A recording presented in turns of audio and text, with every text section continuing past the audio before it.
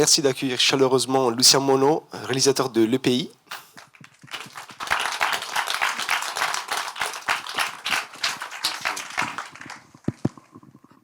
Bienvenue, merci d'être là. Merci. Hop. Alors, votre film aborde différentes questions qui concernent le dépaysement, la mémoire, filiation, l'immigration, à partir de deux éléments. D'un côté, un territoire, le lac Léman en Suisse, et de l'autre côté, les personnages. Alors je voulais savoir quels étaient les points de départ du projet. Est-ce que c'était venu plutôt du territoire ou des personnages? C'est venu d'abord plutôt du territoire, parce que moi j'ai grandi à Lausanne, et donc en face des montagnes françaises. Et j'ai toujours été fasciné par ce paysage, et même à 25 ans, enfin après avoir vécu 25 ans, 26 ans là-bas, c'était toujours une fascination, et je me suis demandé comment est-ce qu'on pouvait continuer à être fasciné par un paysage qu'on connaissait autant. Et du coup, est-ce qu'on pouvait aussi projeter autre chose, d'autres paysages de d'autres pays. Et puis après, voilà, il y a l'idée du bateau, du lac, des matelots qui est venu. Et puis là, je suis parti à la recherche de personnes qui pourraient avoir des histoires à raconter par rapport à la Suisse, soit parce qu'ils venaient de Suisse, mais qu'ils avaient un rapport à un ailleurs particulier. Et bon, après ça, peut-être qu'on en parlera, mais du coup, je me suis tourné vers des comédiens, mais qui avaient une vraie histoire personnelle à raconter liée à leur pays. Ils ne font pas ces travails-là, enfin ils ne travaillent pas dans les bateaux. Non, les deux personnages principaux ne travaillent pas, et par contre, ouais, voilà. Par contre, c'est tout ce qui est raconté, et c'est leur vraie histoire. Est-ce que ça vous intéressait aussi de ces deux personnages, Shadi et David, aussi les raisons politiques qu'il y avait derrière leurs conditions on dirait, d'exilés, parce que soit Shadi il est palestinien, c'est-à-dire qu'il est originaire d'un pays qui officiellement n'existe même pas, et David il est immigré en Suisse à cause de l'engagement politique et l'activité politique de son père. Bah, évidemment que les décisions au niveau des pays ne sont pas venues comme ça. C'était, enfin, dans le sens elles sont arrivées de manière très naturelle. Après, oui, je trouvais que c'était quelque chose de spécialement fort par rapport à ça. Et après, c'était aussi la question de comment moi, en tant que Suisse, je pouvais aussi pouvoir parler de moi, enfin, d'avoir mon propre point de vue. Et je trouvais aussi du coup intéressant qu'il y ait d'un côté Shadi qui a grandi en Suisse, qui se sent en fait vraiment suisse. Et quand il est retourné en Jordanie, il est plutôt retourné en Jordanie. C'était plus compliqué, il se sentait comme un touriste.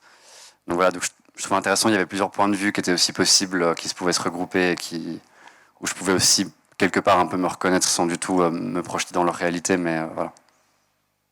Et par rapport à leur travail, pourquoi vous avez choisi de les projeter dans ce travail-là, c'est-à-dire dans ce bateau? Moi, par exemple, je l'ai vu comme une amplification de cette condition de dépaysement, c'est-à-dire soit d'aliénation, parce qu'ils sont toujours entre deux rives, et en même temps, jamais je mets dans un lieu, c'est-à-dire qu'ils sont toujours en mouvement, qui est aussi un faux mouvement, de quelque sorte. C'est-à-dire que c'est une trajectoire qui est toujours la même.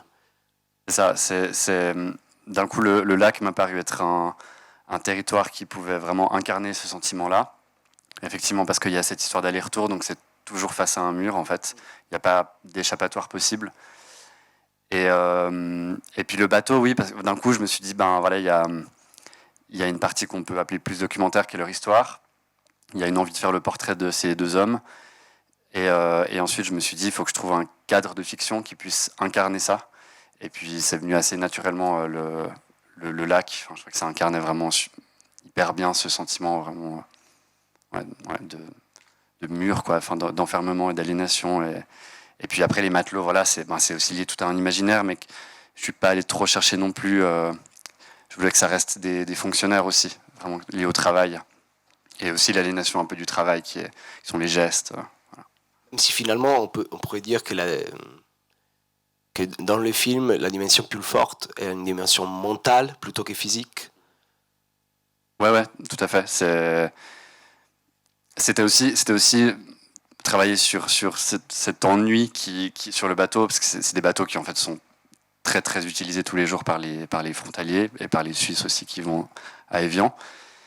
Et mais voilà, je me suis dit que j'allais plutôt faire une sorte de bateau fantôme en fait, et où du coup l'ennui prendrait beaucoup de place, et l'ennui du coup pourrait mener à les pensées, la mélancolie, la nostalgie. Voilà, ça me paraissait plus évident, enfin plus logique entre guillemets. Même aux rêves et aux vidéojeux. Et au rêve, exactement. Voilà, c'est ça. Ouais, ouais.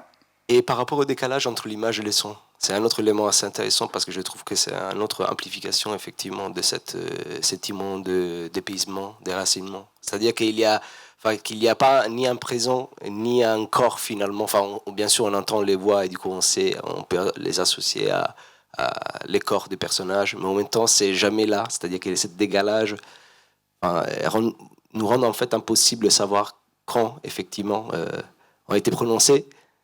Et Oui, ben, effectivement, il y a un peu cette idée de multitemporalité.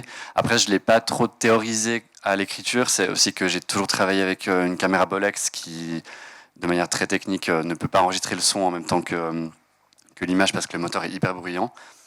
Et j'avais travaillé des portraits documentaires avant de cette manière-là, où la voix off des personnages était justement pas totalement une voix off au-dessus, ni une voix qui est raccrochée aux lèvres, mais j'essayais de trouver quelque chose qui est entre deux, comme si ça planait au-dessus. Et du coup, naturellement, c'est venu aussi pour un travail un peu plus proche de la fiction ici. Et puis, et oui, c'est ce que j'aime de manière générale avec cette caméra, c'est que on n'est jamais exactement à un seul endroit, et on peut être dans plusieurs couches, et ça, je trouve super. Et à propos du temps, justement, il y a deux moments dans le film que je mets ensemble. C'est lui où Shadi nous raconte son retour en Jordanie, en Palestine, je me souviens plus, et sa déception du coup du retour. Et pareil, enfin également l'histoire du pêcheur japonais aussi.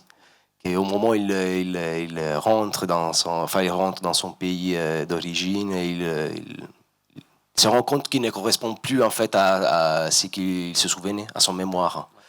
Et alors, est-ce que c'est aussi un film, on peut dire, sous l'impossibilité du retour? Ouais, on peut le voir comme ça. Ouais, c'est une lecture. Enfin, c'est en tout cas, de nouveau, c'est parti de choses pas tout à fait théoriques, dans le sens que pendant la préparation, enfin pendant le tournage du film, pendant tout le processus, il y avait, j'essayais aussi de nourrir l'écriture avec justement des archives, des choses. Et puis Shadi est retourné en Jordanie, et il a fait ses photos. Et en les voyant, je trouvais qu'elles avaient vraiment un goût, enfin une couleur qui était, enfin vraiment comme s'il était touriste, aussi vraiment dans la manière dont il pose, enfin comme on le fait tous quand on est en voyage. Et ça m'a étonné, et je me suis dit, ben oui, en fait, effectivement, c'est dur en fait en retournant 2 semaines tous les 10 ans dans son pays d'origine, d'une certaine manière, de pouvoir vraiment y être et complètement, voilà, faire partie de ce flux-là, en fait. Et je trouve que c'est quelque chose je pense qu'on a tous aussi en tant que touristes, à quel moment, en arrivant dans un lieu qu'on visite, on se sent appartenir à cet endroit-là par le rythme qu'on prend. Et je trouvais que ces photos pouvaient mettre ça aussi en avant. Et du coup, après, il y a aussi l'histoire effectivement du pêcheur. Et ça faisait un écho, en fait, à toute l'histoire sur le bateau aussi. Il y en a un qui part, il y en a un qui reste, il y en a un qui revient ou pas. Enfin, voilà, c'était... Ouais, regardant le film, j'ai pensé à une phrase que j'adore, d'un film des années 60 de Joseph Losey qui s'appelle Le Messager. Et la phrase le passé est un pays étranger. Est-ce que ça vous dit quelque chose par rapport à votre film? Parce que j'ai l'impression que le film, bien sûr, ça concerne les origines liées aussi, dans pays d'origine, comme pays d'origine, mais aussi et surtout, c'est toujours lié aussi au passé. Et du coup, à la question de la mémoire. Ouais, c'est ça, j'allais dire, la mémoire. Effectivement, il y a quelque chose de... Oui, c'est plutôt... Enfin, pour moi, en tout cas, dans ce processus du film, tout était vraiment assez lié, effectivement, entre les origines, la nostalgie du pays natal, et qui venait aussi avec l'histoire des soldats, qui en fait est vraiment presque un fait historique, parce que c'est ces mercenaires suisses qui étaient en France, qui servaient en France, et et qui en fait sont tombés en dépression parce que la Suisse leur manquait trop. Et c'est à partir de là qu'on a décrété le mal du pays comme presque comme une pathologie psy. Et donc oui, je trouvais que en fait, ça travaillait sur plein d'endroits, sur plein d'allers-retours comme ça, entre le passé historique aussi. Enfin voilà, il y avait plein de choses. Donc ouais, ça me parle assez cette phrase. Parce que quand je pensais à l'impossibilité de retour, je pensais surtout à une condition existentielle, c'est-à-dire de pouvoir revenir vers notre passé. Ouais, bah oui, on quitte quelque chose et en fait on peut y revenir, mais on y revient physiquement, potentiellement si on peut. Et mentalement, c'est encore autre chose. Et du coup, de quelque sorte, on peut dire que les sentiments de dépaysement racontés par le film, une condition existentielle, n'est pas seulement liée à Ouais. le rapport avec le pays natal. C'est quelque chose qui peut en fait concerner tout le monde par rapport Oui, à notre rapport personnel avec la mémoire. avec la mémoire et avec le territoire qu'on habite à un certain moment et comment on se sent appartenir à ça aussi. Ouais, ouais. Oui, et d'ailleurs, est-ce qu'on peut se sentir, est-ce qu'on peut appartenir vraiment à un lieu, à un territoire? Ben, Parce que moi, j'ai j'ai ma l'impression théorie, dans j'ai le pas ma film place. qu'il y a dans l'histoire du pêcheur justement. Finalement, quand il rentre dans son pays d'origine, il est nostalgique de l'autre qui avait quitté. Mhm. Comme si Bah, c'est un en fait, processus. ouais, moi, enfin, je peux parler que de ma propre expérience. Je pense on a tous la sienne. Oui, je pense que il y a toujours, même quand on rentre de vacances, on se sent nostalgique de où on était. Puis ensuite, enfin, moi, quand je pars en vacances, je me sens tout le temps hyper nostalgique de chez moi. J'ai envie de dormir dans mon lit, j'ai envie d'être confortable. Et du coup, il y a toujours, enfin, moi, j'ai toujours ce décalage-là, en tout cas. Donc oui, effectivement, j'essaie aussi de le faire exister dans le film, d'une certaine manière. Ouais. Mm. Alors, j'ai pas justement vraiment voulu leur donner de lieu d'habitation spécifique. La question s'est posée aussi dans l'écriture, mais après oui, c'était aussi, j'avais envie de tourner à Lausanne, à Évian, et d'un coup voilà, vu que Shadi vit à Lausanne et pas David, naturellement je me suis dit ben voilà, on va faire exister Shadi un peu plus à Lausanne, même si on reconnaît, enfin je sais même pas si on reconnaît vraiment Lausanne. Et Évian, il y avait aussi, et Évian, il y avait plein de choses qui donc oui, enfin ouais, quelque part c'est ça. Après j'ai pas directement attaqué la question des frontaliers. Elle était là comme ça quelque part dans ma tête, mais oui, enfin, ça existe, c'est sûr. Euh, juste dans le processus de comment elle est arrivée dans le film, il se trouve que c'est ma nièce et que j'ai vécu avec elle et en la côtoyant au quotidien, j'ai découvert sa passion pour d'abord pour le Japon, ensuite la Corée, la K-pop et tout ça. Et en discutant avec elle, ou même en l'observant dans son rapport à tout ça, je trouvais que ça racontait aussi justement un rapport à l'ailleurs. Et après, j'ai lu aussi des choses sur l'adolescence et sur la nostalgie. Et en fait, il y avait beaucoup de théories qui disaient que les adolescents ne pouvaient pas être nostalgiques. Et ça, de nouveau, c'est de la théorie. Enfin, voilà, c'était quelque part avec moi, mais je voulais la faire aussi exister par rapport à son histoire, parce que je trouvais qu'elle amenait encore un autre point de vue aussi sur est-ce qu'on peut avoir le mal d'un pays qu'on ne connaît pas, pourquoi est-ce qu'on a une fascination d'un coup pour quelque chose qui nous est vraiment pas encore vraiment accessible, ou en tout cas d'une manière biaisée.